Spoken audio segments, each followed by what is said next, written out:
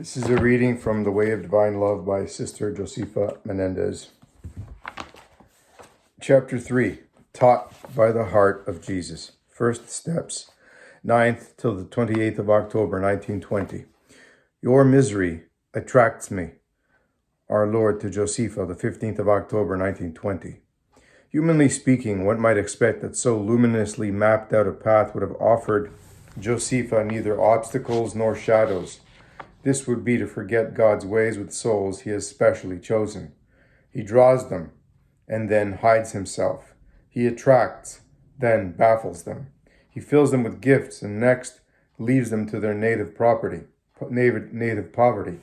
He carries them in his arms, and then allows them to fall back into nerveless weakness. These are the searching alternatives that confirm them in detachment, abandonment, and humility, and alone can convince the creature of its nothingness, placing the instrument passive and quiescent in his divine hands. Josefa's notes acquaint us with these vicissitudes, and their moving simplicity and candid sincerity make of them a document of real importance. From the very first, she had been put under obedience to write down all she saw and heard. To begin with, this was a kind of relief to her feelings, but whereas she then drew on paper with burning and naive diffuseness the sentiments she felt incapable of keeping to herself, later she became aware that these notes, which she believed to be for herself alone, would become a necessary means of control in the hands of her guides, and her habitual self-diffidence and the reserve that had always surrounded her relations with our Lord reasserted themselves in her writings. She sacrificed her repugnance by obeying the injunction, but her acceptance was not free from struggle and some wavering, as her notes bear witness even to the end.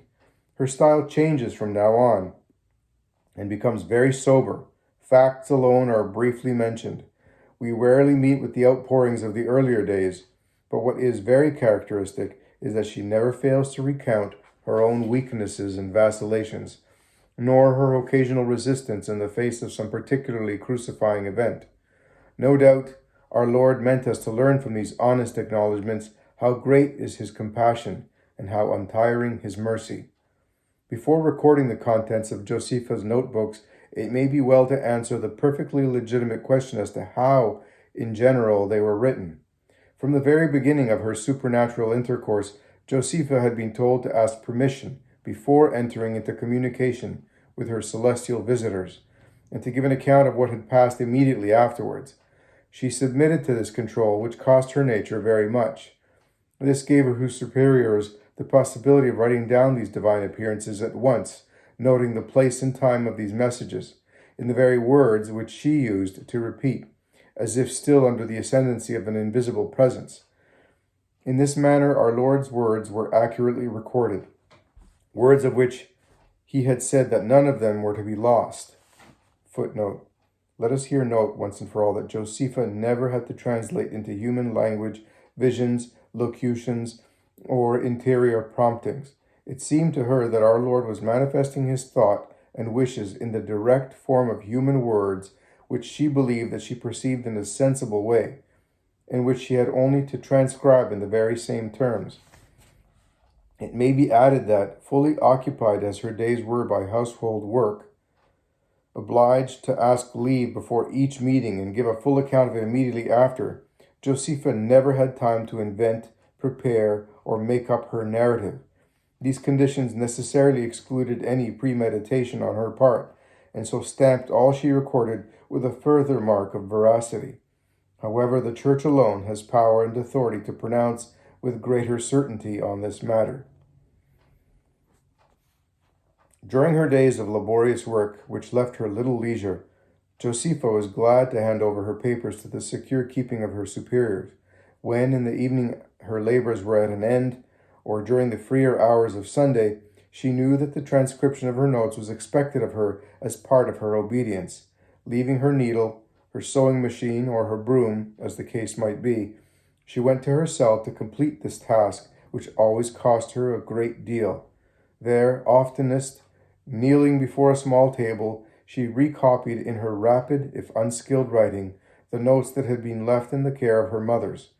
The only additions she made were of facts which formed the setting to our Lord's words, a few heartfelt comments, and a more detailed avowal of her failings. All these precious documents have been religiously preserved. The principal facts of Josefa's life were published in 1938 in Un Appel à l'Amour, but the wish to know more than this slight biography revealed was expressed by many. The time seems to have come to give Josefa's writing more fully to a wider public. Perhaps this is also the best way of fulfilling the wishes of the divine heart. He wants the riches of his love and mercy to be known. He wants souls to understand to what an extent he condescends to live their ordinary life with them, so as to transform it into days of divine life. He thirsts for a union which our frailty need not interrupt, and above all, he longs to let souls know how certain they are of his forgiveness for all their weakness. But if he seeks their love and trust to this extent, it is because he wants to associate them with himself by total surrender, that they may, with him, carry out his work of love and redemption. All this imprinted itself day by day and hour by hour on the life of Sister Josefa. If our Lord imposed on her the duty of writing down in detail all he said to her, certainly it was not for her own benefit, since it entailed nothing but sacrifice. It was in order that many souls might gather from these pages the lessons and appeals of his heart. Since the 8th of October, the day on which she made her offering, Josefa had recovered her peace of soul, together with divine light. Her work had in no way been modified throughout this difficult period, and when our Lord wanted her, he always found her at her duties. Today, 15th of October, he said to me, "Your misery attracts me. What would you do without me? Do not forget that the lowlier you become, the nearer I shall be to you. Let me do as I please." That same morning, Josefa had renewed her act of total surrender into his hands by way of preparation for her communion. No sooner had she done so than Jesus appeared and said, "I forgive you all. You are the price of my blood, and I intend to use you to save the many souls that have cost me so dear. Do not refuse me anything. See how much I love you." As he said these words, he enveloped them in the flame of his heart and gave me great courage, for now I am no longer afraid of suffering. My one wish is to do his will. The Blessed Virgin strengthened her a few moments later. "My daughter," she said, "you will never forsake my son, will you?" "No, mother, never. Do not be afraid of suffering, for you will always be given sufficient strength to bear it. Think of this, you have only today in which to suffer in love. Eternity will be all joy." I begged her not to desert me, but to obtain for me from Jesus the fidelity I need. Then I asked her forgiveness, and she answered, "Have no fear, Josefa. Leave yourself in the hands of Jesus and constantly repeat this prayer. O Father, merciful and good, look upon thy child and make her so entirely thine own that she may lose herself in thy heart. May her one desire, O Father, be to accomplish thy holy will." This prayer will please him, for he wants nothing so much as surrender, and thus you will comfort his heart. Do not fear. Abandon yourself. I will help you. "It seems to me," commented Josefa, "that all that made me braver, and as I have now given myself over entirely into God's hands, nothing else matters." On the evening of Saturday, 16th of October, I asked him why he gave me so many totally undeserved graces. During my adoration, I saw him crowned with thorns, and he gave me this answer: "Have I asked you to merit the graces I give you? What I ask is that you should accept them.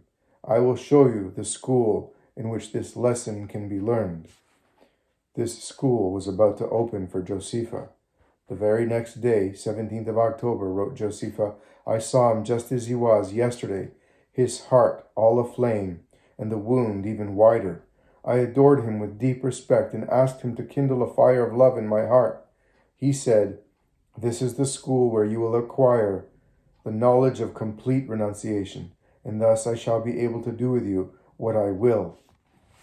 Josefa made a beginning in this science of all sciences.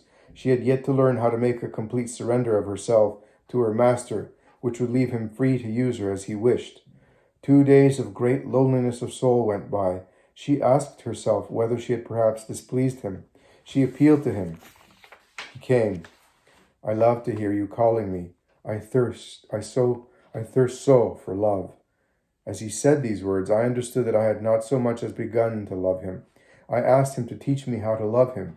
He made me listen to the beating of his heart. Then he said, if you are resolved to be faithful, I will pour into your heart the flood of my mercy, and you will know what my love for you is. But always remember that if I love you, it is because you are little, not because you are good. Many a time this lesson of humility would be repeated, and while our Lord enkindled in her heart a most vehement love of himself, he constantly reminded her of her utter insignificance on the one hand, and on the other of the souls for whom he thirsts.